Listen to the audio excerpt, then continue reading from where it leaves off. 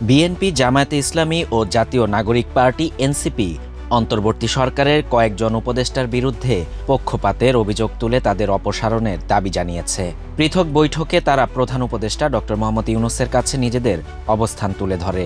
দলগুলো মনে করছে, পক্ষপাত দুষ্ট উপদেষ্টারা থাকলে আসন্ন নির্বাচন অবাধ ও সুষ্ঠু হবে না।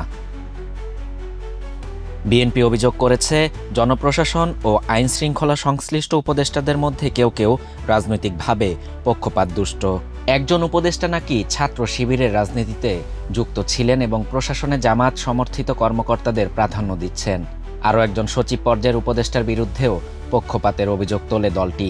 বিএনপির মতে, নির্বাচনে অংশ নিতে ইচ্ছুক বা কোনো রাজনৈতিক দলের সঙ্গে যুক্ত উপদেষ্টারা থাকলে সরকারের নিরপেক্ষতা প্রশ্নবিদ্ধ হবে।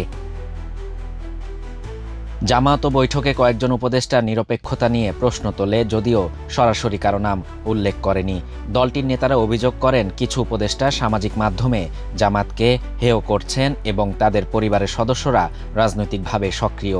জামায়াতের নায়েবে আমির ডাক্তার সৈয়দ আবদুল্লাহ মোহাম্মদ তাহের বলেন, কিছু উপদেষ্টার কর্মকাণ্ডে নিরপেক্ষতার ঘাটতি স্পষ্ট, প্রয়োজনে তাদের নাম প্রকাশ করা হবে।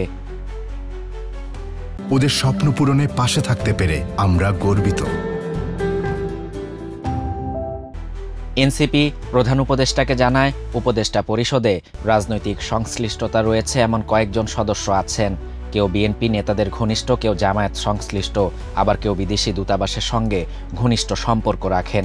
এনসিপি আহ্বায়ক নাহিদ ইসলাম বলেন, উপদেষ্টা পরিষদ পুনর্গঠনে সবার রাজনৈতিক পটভূমি বিবেচনায় নেওয়া উচিত। রাজনৈতিক বিশ্লেষকদের মতে, দলগুলো সরকারের উপর চাপ সৃষ্টি ও নির্বাচনের আগে প্রশাসনিক রদবদল আদায়ের কৌশল হিসেবে এসব অভিযোগ তুলছে। তবে প্রধান উপদেষ্টা পরিষদে পরিবর্তনের বিষয়ে কোনো আশ্বাস দেননি, শুধু প্রশাসনে নিরপেক্ষতা বজায় রাখার প্রতিশ্রুতি দিয়েছেন। শাহরিয়ার শাফাত, বাংলা নিউজ 24।